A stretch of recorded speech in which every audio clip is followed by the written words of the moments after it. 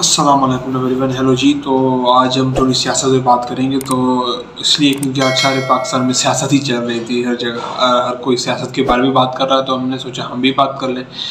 वो इसलिए कर रही थी क्योंकि पंजाब में और पंजाब असम्बली में हड़ाहड़ी मची हुई थी आज खास करके, और कुछ पिछले दिनों की वजह से। तो मेरे काश्मीरी दोस्त मुझसे पूछ रहे हैं कि ये क्या हो रहा है, क्यों हो रहा है, क्योंकि थोड़ा मैं क्लोजली इन चीज़ों को फॉलो करता हूँ। तो मैं इसलिए थोड़ा इंट्रोडक्शन बताऊँगा कि ये क्या क्यों तो हो रहा है, उसके बाद उस पर बात पे करेंगे। तो ये कुछ जब ना हमजा शहबाज इलेक्ट हुआ था वो टर्न कांग्रेस के बाद, तो तब से ये चल रहा है क्योंकि पीटीआई के 20 मेंबरान जो है ना वो उन्होंने पार्टी चेंज की थी, मतलब हार्स ट्रेडिंग के जरिए और इसे वैसे। तो उनको जो है ना फैसला आया था कि भाई ये डिस्क्वालीफाई, अब वो डिस्क्वालीफाई हो गए तो उनकी सीटें खाली होगी। तो सुप्रीम कोर्ट ने कहा कि भाई इन पे इलेक्शन होगी, जो जीतेंगे उसके बाद सीएम की वो होंगी, क्या होंगे, इलेक्शंस होंगी सीएम की। तो 3 किस्म की इलेक्शन होती है, एक तो लोकल गवर्नमेंट के लिए जनरल इलेक्शन, और तीसरा ये ज़मीनी इलेक्शन होते हैं, मतलब बाई इलेक्शन। उसमें ये होता है कि अगर कोई मेंबर इधर उधर हो जाता है तो फिर जो है ना उस पर इलेक्शन करके फिर वो न्यू बंदा आ जाता है। तो उस पर इलेक्शन हुई, उसमें पीपल्स पार्टी जो पाकिस्तान तहरीक इंसाफ, आपको पता है, उसने 15 सीटें जीती। अब अक्सरियत आ गई पंजाब असेंबली उनको, तो सारे पीटीएम वाले लग गए किसी तरह से अपनी हुकूमत बचा लें, ठीक है। तो वैसे वैसे करके उन्होंने हार्स ट्रेडिंग की कोशिश की, बंदों ने पीटीआई वालों ने, उन्होंने ना करी, सब कुछ हुआ, ना हो सकी। तो जरदारी साहब द मास्टरमाइंड ऑफ पॉलिटिक्स, तो वो लगे हुए थे। तो उन्होंने जो पीटीआई की जो इत्तेहादी पार्टी थी ना PMLQ, ठीक है, जिसका परवेज़ इलाही साहब थे, तो असल में वो भी उनके साथ ही पीटीआई के। वैसे पीटीआई के 176 मेंबरान थे, 10 उनके थे, ठीक है। तो ये हो गए 188 186, तो वो कंप्लीट थे। तो उन्होंने जरदारी साहब ने क्या किया कि जो उनका इत्तेहादी थे ना, एक ही जमात इत्तेहादी, वो पीटीआई की, बाकी सारी उनके पास चले हैं। तो उनके साथ जो कोशिश की, बार्गेनिंग की, उनको बस बरगलाया। उनको ये भी कहा क्योंकि वो जो फेडरल में वोट ऑफ नो कॉन्फिडेंस होने जा रहा था उसमें परवेज़ इलाही उनके साथ था, ठीक है। फिर वो आकिब खान साहब ने गेम पलट लिया था, तो उसका मैंने दी, मतलब मेड़ा वगैरह दिए, सब चीज़ हुई, नहीं बने। तो उनकी पार्टी तोड़ दी, मतलब मैं तो ये कहूँगा सरदारी ने उनकी पार्टी तोड़ दी। चौधरी शुजात और परवेज़ इलाही को मतलब बीच में दरारें पैदा कर दी, ठीक है।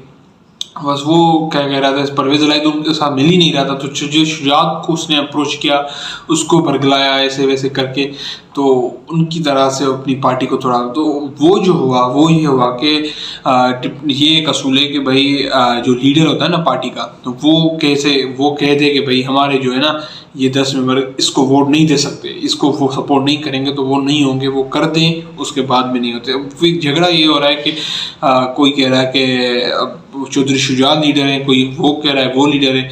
असल में पार्लियामेंट्री लीडर होता है ना वो है परवेज़ इलाही असेंबली में, बाकी जो सदर है, पार्टी सदर या पार्टी चेयरमैन, वो है शुजात साहब। तो कोई कह रहा है कि पार्लियामेंट लीडर कह सकता है ये कि भाई इसको नहीं दे सकते, तो कोई कह सकता है वो कह सकता है। तो ये झगड़ा चल रहा है। तो बस डिप्टी स्पीकर ने क्या किया, जो 10 वोट थे PMLQ के, वो कहा कि भाई पार्टी सदर, पार्टी चेयरमैन ने मुझे लेटर लिखा है, ठीक है, कि मुझे लेटर लिखा है कि ये जो हमारे 10 मेंबर आए हैं वो पीटीआई के कैंडिडेट को सपोर्ट नहीं करेंगे। हालांकि जो पीटीआई का कैंडिडेट था वो इनका ही कैंडिडेट था। तो बस ये जो आज पैदा किया हुआ है, ये फियास्को है, पंजाब फियास्को चल रहा है। ये सारा प्रोसेस बता दिया कि ये सारा अभी तक हुआ कैसे। तो इस सब में जो मेन चीज़ थी ना कि अभी ये जो चीज़ मैंने जो अभी ये हो रही थी, इससे सारा फियास्को पैदा हुआ था, तो ये मुझे देखी सी लग रही थी। ये मैंने सब चीज़ें हमने सब ने ये फेडरल में देखी हुई थी। फेडरल में 2 महीने पहले इमरान खान के साथ ये सब कुछ हो चुका था।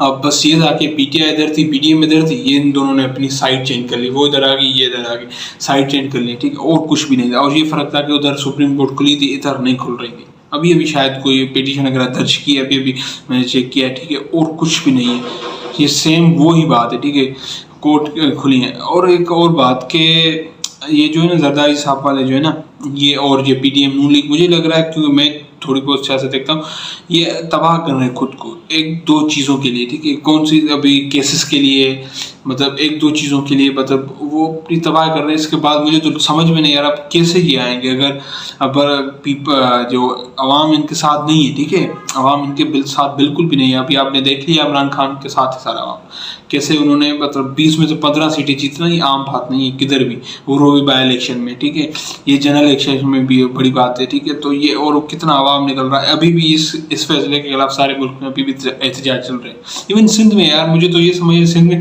पीपी के हुकूमत के बावजूद सिंध में एहतजाज चल रहे हैं, तो मुझे ये समझ नहीं क्या कर रहे हैं, ठीक है। ये तब अभी वो सियासत नहीं है, हम मुझे भी पता चल रहा है, आपको पता चल रहा है कि क्या हो रहा है, उसके बाद ये कैसे वोट लेंगे, ये केसेस बचा तो रहे हैं, अब कैसे ये केसेस बचाने के लिए अपनी सियासत तबाह कर रहे हैं, क्या होगा कुछ समझ में नहीं आ रहा।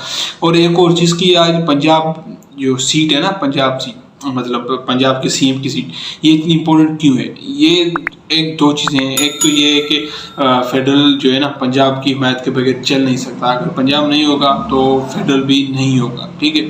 और दूसरा ये कि पंजाब में जो है ना नून लीग की हुकूमत है, अगर नून लीग चली गई ना, तो अगर पंजाब से चली गई तो फेडरल में नहीं रह सकेगी, ठीक है, क्योंकि ये बहुत मुश्किल हो जाएगा। और दूसरी बात कि मतलब आप सोचें, पीटीआई गिलगित में, पीटीआई आज़ाद कश्मीर में, पीटीआई पंजाब में आज आ गई, और पीटीआई केपीके में, पीपी सिंध में, तो नून लीग फेडरल में क्या करेगी, ये मुमकिन ही नहीं हो सकता। इसलिए ये फुल जोर लगा रहे हैं कि ये इधर हो, क्योंकि ये होंगे तो ये 1-1.5 साल जो है ना, ये सब कुछ चल सकेगा। और ये सारा चला कौन रहा है और ये कर कौन रहा है, जरदारी साहब कर रहे हैं, उनका मतलब एक इसरार है कि हम 1.5 साल जो है ना ये हुकूमत करें। वो क्यों करें, क्योंकि वो अपने मतलब ओपनली नहीं सारा पता, पर वो केसेस वगैरह ये और इलेक्ट्रल रिफॉर्म्स कह रहे हैं, नेब तरमीम भी हो गई हैं, ये सारी चीज़ें करके फिर इलेक्शन कराएंगे। बाकी नून लीग तो पहले भी तैयार थी, ठीक है, नून लीग पहले तैयार थी कि भाई इलेक्शन हो, जनरल इलेक्शन, पर अब नहीं। अब ये कह रहे हैं कि अब ये कीचड़ में कूद गए तो बिल्कुल कीचड़ में तैरेंगे, बस अब ये नहीं चाह रहे, पहले वो चाह रहे थे कि ये नहीं हो। अब आते हैं हॉर्स ट्रेडिंग। हॉर्स ट्रेडिंग यार ये होता है कि मतलब हॉर्स ट्रेडिंग अभी वोट ऑफ नो कॉन्फिडेंस में इमरान खान के खिलाफ जो हुआ था, उसमें भी हॉर्स ट्रेडिंग की गई थी। हॉर्स ट्रेडिंग होती क्या है कि मतलब जो एमएनए या एमपी होते हैं ना, वो पैसे देकर अपनी पार्टी के खिलाफ किसी और को वोट देते हैं। This is the simple horse trading. तो मुझे मतलब समझ नहीं आता कि हाउ इज इट पॉसिबल कि मैं अभी वोट दे रहा हूँ अपने एमएनए को कि ये जाके फलां बंदे को उधर वज़ीर आज़म या कुछ भी बनाएगा, ठीक है, तो फिर वो ऐसे मतलब कैसे हो सकता है। ये मुझे तो अपने सिस्टम पे भी समझ नहीं आता कि कैसे हम इतना मतलब अपने हुकूमत और अवाम के बीच में इतना डिस्टेंस, मुझे जो लग रहा है कि डिस्टेंस है, ठीक है, मतलब डायरेक्टली हो ना, मैं उसको वोट दे रहा हूँ, वो डायरेक्टली कितने वोट आए, ये सिस्टम होना चाहिए। क्योंकि अभी तो हमारे मुल्क में हालात ऐसे हैं, हम किस पे यकीन करते हैं। आप ये सोचें कि अभी आप किसी को 1000 रुपये दे रहे हैं कि ये किसी और को दें, और किसी और को दे, वो ना दे, ठीक है, तो उस पर किसी का कोई मतलब है ही नहीं, मतलब ना मैं पूछ सकता हूँ, ना देने वाला पूछ सकता है, ना लेने वाला पूछ सकता है, ना कोई बीच वाला पूछ सकता है। बस वो 1000 गया, उसने दी अपनी मर्जी से तो ठीक है, नहीं दी तो ठीक है। ये मुझे अपने सिस्टम पे ही मतलब अदम एतमाद है कि ये क्या हो रहा है, ठीक है। तो ये समझ से बाहर चीज़ें, बस ये थोड़ा अफसोस है पाकिस्तान के क्या हालात होते जा रहे हैं। और एक जरदारी की बात करूँगा, ठीक है, असद जरदारी, ये बस क्या बंदा है यार, मास्टरमाइंड। मतलब कभी कभी तो ऐसे होता है कि समझ में नहीं आता, मतलब कोई भी सोच नहीं सकता कि ये चीज़ ऐसे हो जाएगी, और हो जाती है।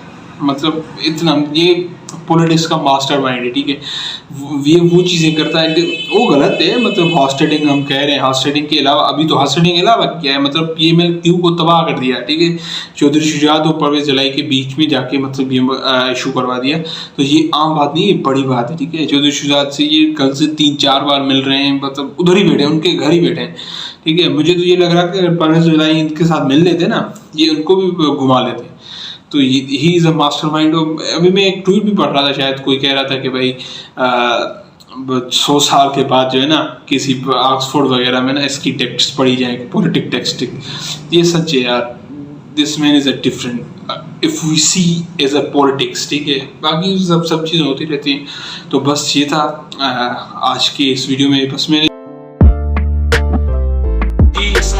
Welcome back to the video. So आज फिर ब्लॉग होने वाला है, सही है। तो आज हमारे गांव से हमारे बच्चे आए हुए, बच्चे नहीं, मेरा कज़न है। नाम क्या है भाई आपका? आयल। तुम्हारा नाम? तो हम जा रहे हैं अभी डिनर करने बाहर, अभी करीबी रेस्टोरेंट है, तो बस देखते हैं उधर क्या सीन होते हैं। तो वापस आ जाएगा शायद, ये रात इधर होंगे, तो फिर इनसे ज़्यादा गुफ्तगू करेंगे, ठीक है। अल्लाह हाफ़िज़। ये जो आपने क्लिप देखी, ये मेरा आज व्लॉग बनाने का मूड था, क्योंकि आज मेरे रिलेटिव्स और कज़िन्स आए हुए थे हमारे घूमने यहाँ, तो हम बाहर गए, खाना वाना खाने गए थे। तो पर असल में बना इसलिए नहीं पाया कि मैं सारा दिन बिज़ी था उधर। जब हम बाहर गए फिर तब भी बिज़ी था, लगा हुआ था कि क्या हुआ पंजाब में, मतलब ये सारा फॉलो कर रहा था, तो इसलिए परेशान था। टाइम भी नहीं मिला और ये बना भी नहीं पाया इसीलिए।